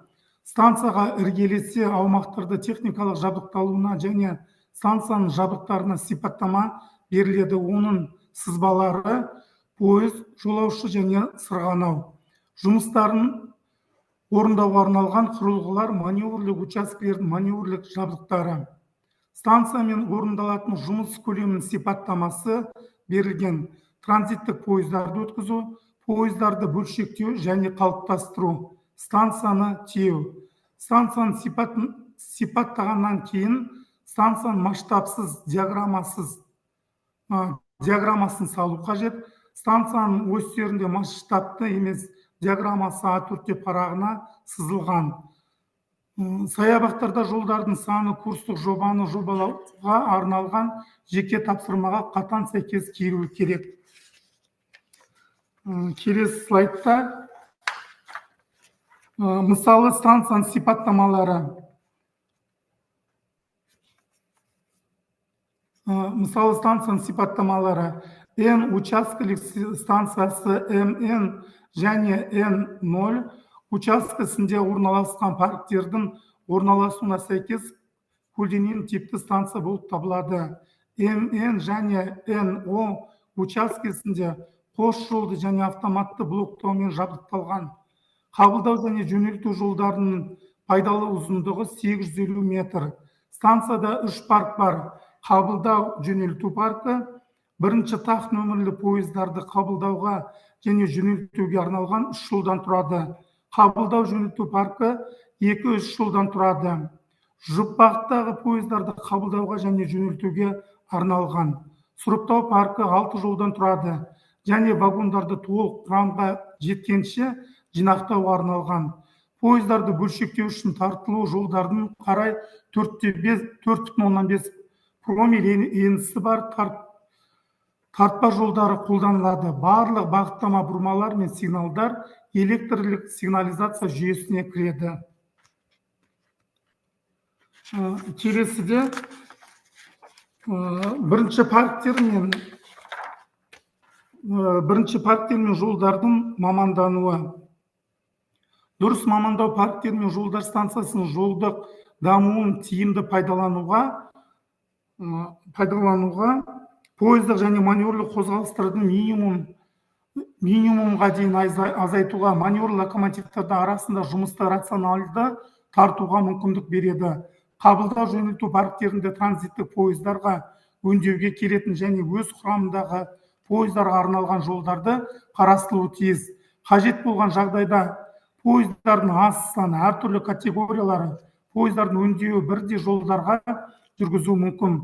Сұрыптау жолдардың мамандану вагондардың әрбір тағайындалуына бір жолды бөлу негізінде қалыптасу жоспарына сәйкес белгіленеді. Сонымен қатар жергілікті вагондарға ажырату жөніндегі жататын вагондарға және тағы басқа парктер мен сұрыптау жолдарды мамандануына бірінші кесте түрінде ұсынылған. Бірінші кестеде парктер мен жолдардың мамандануы. Келесі неде? Жолдар мен парктердің атауы, жол номері, мамандық. Мына жерде көрсетілген басты бірінші, екінші, үшінші жол, жолаушы 5-ші, 7-ші жолдарда, жүру жолдары 9-ші, 10-ші, сұрыптау паркісі 10-11-ші. Пойыздар мен вагондардың жүру бағыты, маршруттардың әзірлеу кезінде пойыздар мен локомотивтер жүрісін даярлау барысында минималды қашықтықты қамтамасыз етуге ұмтылу қажет. Әзірленген маршруттарды келесі формадағы кестеде қорытындылған жөн. Екінші кестеде маршруттар. Бұл жерде маршруттың атауы, жолдың номері, маршрутқа кіретін бағыттама бұрмалардың реттік номері. Келесі станцияларды басқару. Станция жұмысын басқарудың құрылымдық схемасы берілген. Пойыз қозғалысымен байланысты қызметкерлердің еңбек міндеттері сипатталған. Бірде екіде жаңағы пойыздың келуі туралы ақпарат, түрлерін сипаттау. Екінші жаңа бөлімде техникалық кеңестің жұмысын ұйымдастыру. Бұл бөлімде техникалық кеңестің негізгі мақсатын қамтамасыз ету, техникалық кеңес жұмысын ұйымдастыру принципін сипаттау, сонымен қатар техникалық кеңестің жабдықталуын сипаттау қажет. Келесі бөлім мен өзім әріптесім Сатпай Нұргүл Құдайбергеннен сөз кезегін беремін. Сәлеметсіздер ме, құрметті әріптестер. Келесі слайдты ашсаңыз. Үшінші слайд бойынша станцияда маневрлық жұмыстарды ұйымдастыру, бұл бізде үшінші бөлім болып табылады. Бұл бөлімде сипаттау және есептеу бөлімдерінен тұрады. Есептеу бөлімдері бәрін айтып уақытты алмай қояйын. Сотников кітабы бойынша эксплуатация железных дорог в примерах и задачах арқылы осы формулаларменен балаларға берілген курстық жобаның таратылған, әр балаға таратылған тапсырманың ішінде әр баланың өзінің өлшем бірліктері болады. Соларды қолдана отыра осы есептерді бірге есептейміз.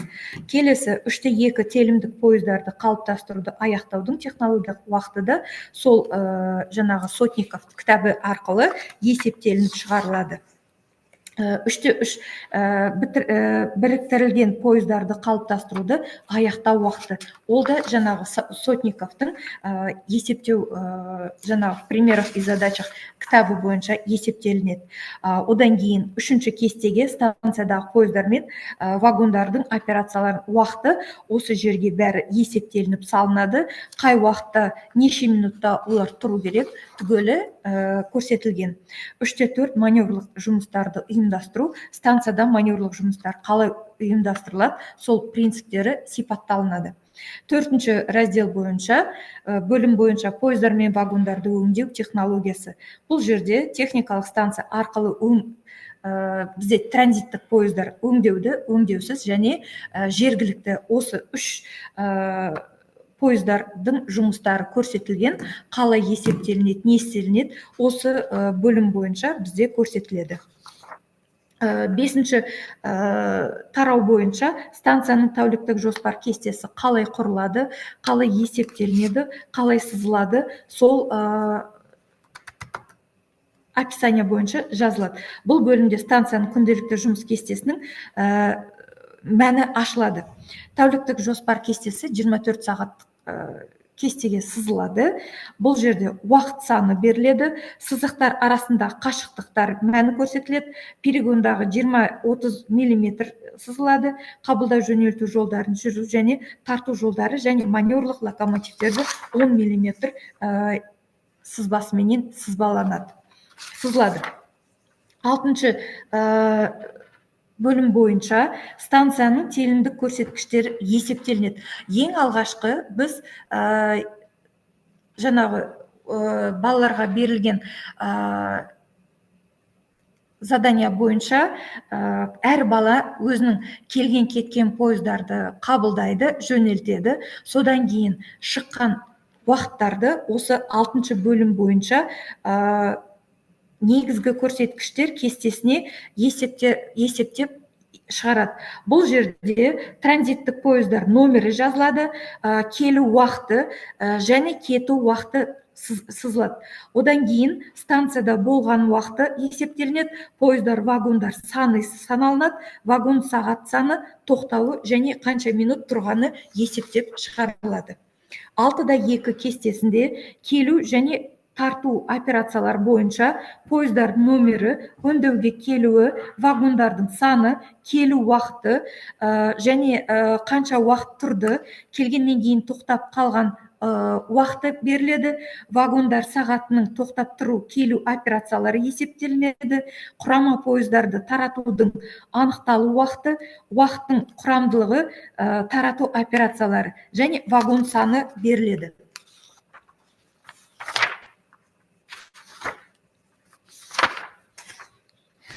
6-2 және 3 қалыптастыру және жөнелту операциялары.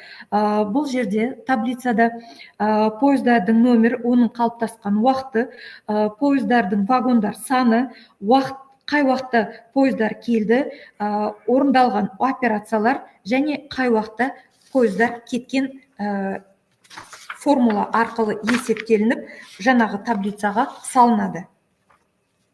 9-шы кесте бойынша жергілікті алдындағы 2 таблица бойынша біз транзиттік пойыздар өңдеулі және өңдеусіз. Енді 9-шы кестеде жергілікті пойыздар, вагондарды осы таблица арқылы, кесте арқылы қандай операциялар қолданылды, қалай есептелінді, сол арқылы біз есептеп осы кестені толтырамыз. Бұл жерде пойыздардың номері, келу уақыты, жергілікті вагондар саны,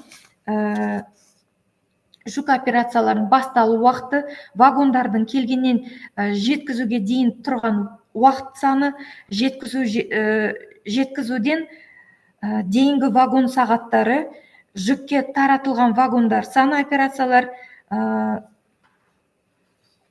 пойыздардың номері және қанша уақыт тұрды, сол бойынша есептелініп саналды.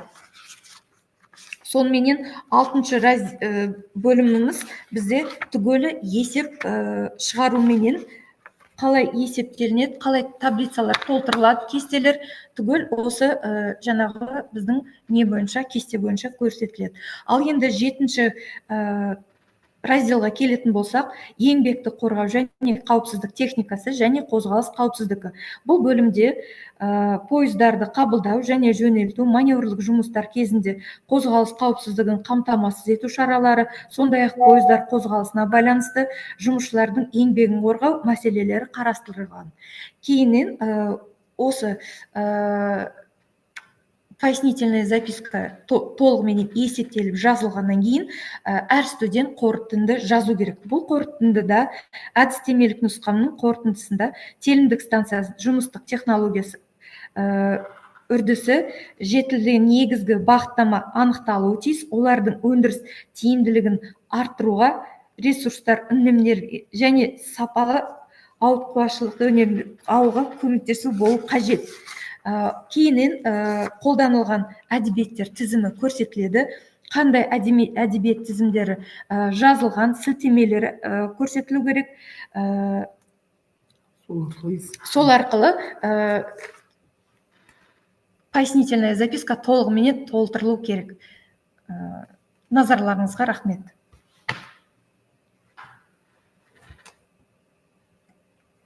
Коллеги, спасибо. Можете выключить демонстрацию. На этом у нас спикеры, докладчики завершили трансляцию своего опыта. По программе у нас сейчас открывается сессия вопросов, рекомендаций. Пожалуйста, уважаемые гости, вам предоставляется возможность высказать или дать рекомендацию. Әріптестер, Добрый вечер. өздеріңіздің айтсаңыздар болады. Сәлеметсіздер ме? Алматинский колледж железнодорожного транспорта, Асель Токужаевна. Я вот с начала конференции прослушала, я очень рада, что я была сегодня слушателем такой прекрасной конференции. Многие лица мне знакомы, здесь я сижу, смотрю, вот, например, Бахткуль, Нургуль, Жанат Шатаевич, да. Всем большой привет. Что бы хотела отметить, сегодня было очень много информации по различным методическим указаниям в отрасли железной дороги, да, и вот по автоматикам, по вагоникам, энергетикам, вот все прям хорошо выступили, у меня никаких замечаний. Я думаю, что каждый специалист, который работает в этой отрасли, да, мы все преподаватели, они будут активно использовать эти методические указания. Но, конечно же, так как я сама движенец, хотела бы отметить работу Сатпаевой Нургуль Кудайбергеновны и Жана Шатаевича, потому что именно эту методическую работу по выполнению курсового проекта мы также здесь, значит, организуем, мы это проводим у себя со своими студентами.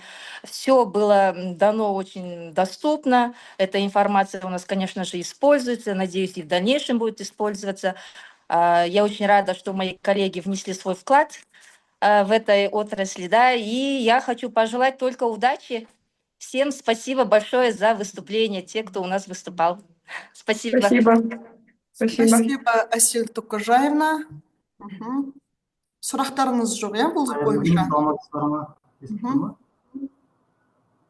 Естіліп тұр, Қырғын тағда, мен аты жөнім Дулат Естайұлы, Алматы техника экономикалық қатынас жолдары колледжінің арнайы пәндер оқытушысы. Жалпы осы шараға бағандан кіріп қарап отырмыз. Көп курстық жобалар, лабораториялық жұмыстар, есептер, баяндамалар барлығын қарап, зер салып отырмыз. Өте жоғары деңгейде жазылған. Ең бірінші жаңағы жазған автор адамдарды құттықтаймын. Жалпы мұндай биылғы жұмысшы мамандығына балалар оқытуға деген бағыт-бағдар өте мықты көрсетілген. Қалған, енді былай айтқанда теміржол колледжі ғой, теміржол саласы бойынша бірінші рет бас қосып осындай үлкен семинарда отырмыз. Барыңызға рахмет. Ерекше Абай облысы, Семей қаласындағы электротехникалық колледжға келіп қатысқанына рахмет айтамын. Тоже сіздерге де опыт, бізге де опыт, бұйыртса сіздерді шақырыңыздар, рахмет көп-көп.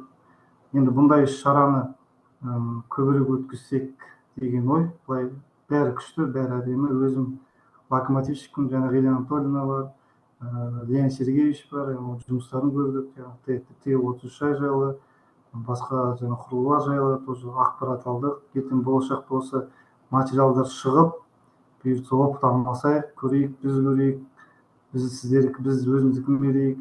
Сондай ауысып, араласып, осы сырласып, бірімізге көмектесіп жүре берейік. Рахмет көп. Рахмет, Дулат Естайұлы. Тағы әріптестер. Қайырлы күн, құрметті әріптестер. Алматы телекоммуникация және машина жасау колледжі бүгінгі сіздердің жасап отқан, өткізіп отқан вебинарларымыз енді өте танымды өтті. Бірнеше әріптестеріміздің әдістемелік нұсқаулықтарымен танысып, өзімізге керекті көп ақпарат алдық. Сіздерге әріптестер творчестволық табыс, жұмыстарыңыз алға жүре берсін. Енді мүмкіндік болса, осы сіздердің әдістемелік нұсқаулықтарыңыздың жағы электронды вариантын болмаса қағаз жүзіндегі вариантын алып, өзімізде колледжімізде қолданып, сіздермен бірге жұмыс жасасақ деген ұсынысымыз бар.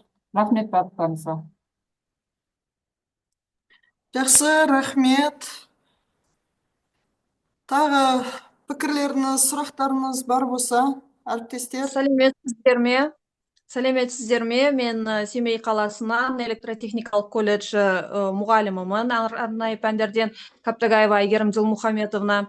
Мен мына жерде Сатпаева Нұргүл менің өзімнің 2004-2008 жылдары Купста, Купстың колледжында колледжда не болғам, студент болғам, сол кезде маған сабақ берген болатын. Мына жерде Асель Тоққожаевнаны көріп отырмын. Маған сабақ берген мұғалімдерді қазір енді әріптеспіз. Сіздерден көп опыт жинағаныма, опыт алғаныма рахмет айтамын сіздерге. Семей қаласынан жалынды сәлем.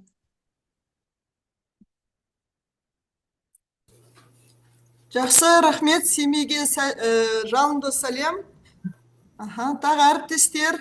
Сәлеметсіздер ме? Мен Айылты Алматы колледждің Маженова Шарипа Ратбековнамын. Жаңағы автоматика энергетика және ақпараттық технологиялар бөлімінің бөлім меңгерушісімін. Бүгінгі баяндамаларды бәрін дерлік тыңдап шықтым. Өте керемет. Бүгінгі вебинардан алатын көптеген әсерлер, көптеген ақпараттар алдық. Үлкен рахмет.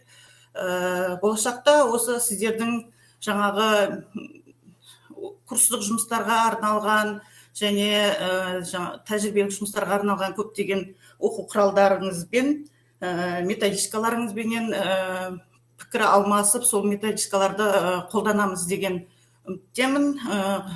Болашақта жаңағы кітаптарыңызды бізбенен бөліссеңіздер, біздің студенттер де сол ақпаратпен танысады деген үлкен үміттемін. Рахмет, өте ұнады бүгінгі вебинар. Жақсы, рахмет сіздерге де уақыттарыңызды бізбен бөлісіп. Тағы әріптестер айтатындарыңыз бар ма? Құрметті әріптестер, рахмет сіздердің барлықтарыңызға осы уақыттарыңызды бөліп, біздің жаңағы өзіміздің бағдарламамен сіздерді бөлістіріп жатырмыз. Ақпарат алғандарыңызға мыңда бір алғыс. Бөлісіп жатқан рахметтеріңізде көпшілік риза болсын деймін. Сонымен қатар мына жерде жаңағы Қатынас жолдар университетінің колледжінің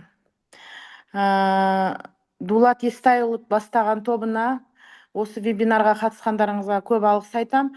Және Семей Абай облысы электротехника колледжінің ұстаздары, арнайы пәндер, сіздерге де рахмет. Болашақта біздің өзіміздің авторлық құжаттармен арғартай жұмыс істеп, бірлесіп жұмыс істейміз деген ойдамыз. Көп рахмет сіздерге. Коллеги, значит, в заключении хочу сказать, получается, наши преподаватели Алматинского колледжа транспорта и коммуникации на сегодняшнем семинаре транслировали свой опыт авторов методических материалов и разработок, рекомендованных учебно-методическим советом при управлении образования города Алматы. Значит, был охват педагогов, еще раз хочу повториться, Житесуйского, Ауэзовского, Медеевского района. И также у нас сейчас вот Салтанат Нурсулановна подсказала, что здесь у нас сидели педагоги Абайской области, да, правильно сказала? Әріптестер, сіздерге үлкен рахмет, осылай уақыттарыңызды бөліп, бізбен жәнегідей болашақта сіздерде де болып жатқан кезде, біз де сіздерге қосылып, жәнегідей өзіміздің будем обмениваться своим опытом. Рахмет, әріптестер. Рахмет, Сау болыңыздар.